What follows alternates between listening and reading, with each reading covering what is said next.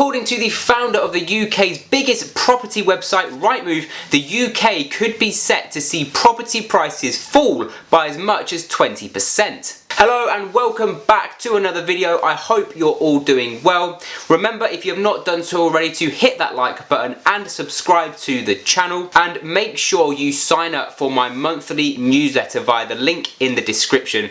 There is some very exciting things coming in 2023, which if you are looking to invest in property, you are definitely going to want to know about. So go head to the link in the description and subscribe and keep up to date with the very exciting things that I have coming in 2023. Okay, now so let's get into the video. Harry Hill, the founder of the UK's biggest property portal and property industry veteran, set up the FTSE 100 giant Rightmove and sold his estate agency group Countrywide for £1 billion just a year before the 2008 banking crisis. So it's safe to say he knows a thing or two about the property market. And in a recent interview, he said he's nervous about a potentially deep recession and how the economy will emerge. He then went on to say, "My view on the housing market is that it's going down in every direction. Transactions are going down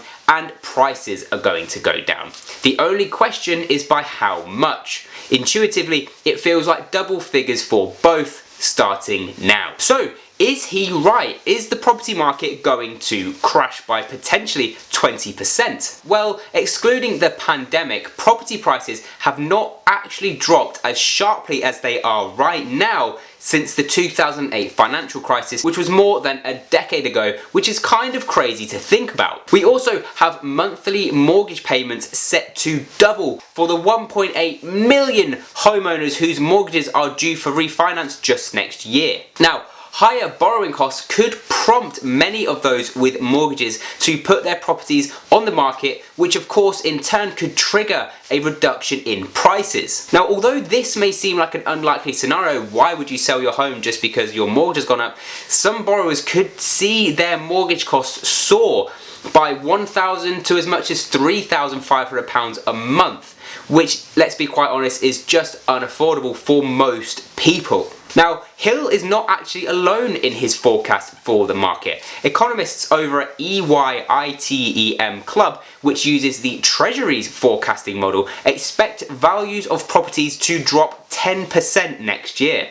And we also have the government spending watchdog, the Office of Budget Responsibility, predicting in their Economic and Fiscal Outlook report, which was actually published alongside the Chancellor's autumn statement, that house prices will fall by 9% over the next 2 years as affordability issues weigh on demand and prices. There's also the National Institute of Economic and Social Research that calculated that 3.8 million households will see their monthly repayments rise by an average of £400 if interest rates, which are currently at 3%, peak at 4.5%, which is in line with market expectations. To put this into a bit of context, they estimate that this increase would wipe out the savings of 1.4 million households by the end of next year. So a rather gloomy outlook. But what about the rental market? Well, thanks to increasing mortgage costs, we could begin to see a further surge in rents. The average private rent here in Britain has soared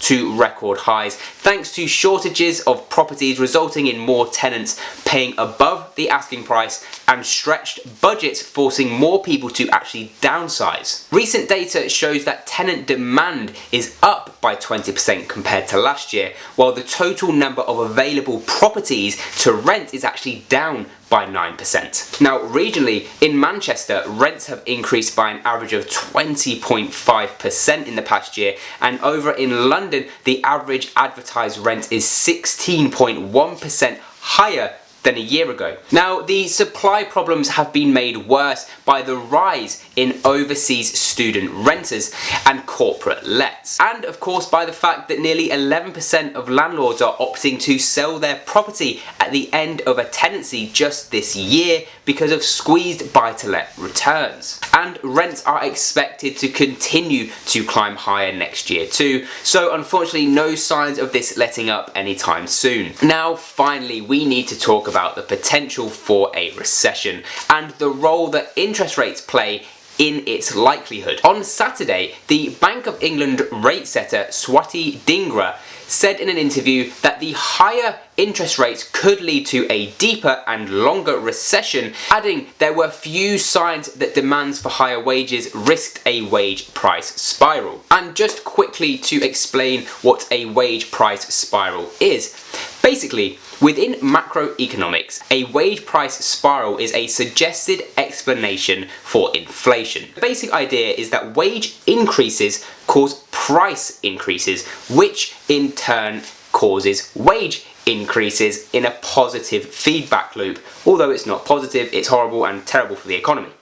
An example of this taking place is in the 1970s in America, when the American economy experienced a wage price spiral caused by the high oil prices of OPEC. The rising oil prices led to inflation. In addition, the increasing oil prices resulted in wage hike demand by unions.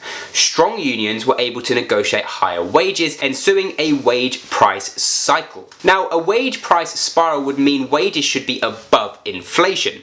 At the moment, real wages are actually falling.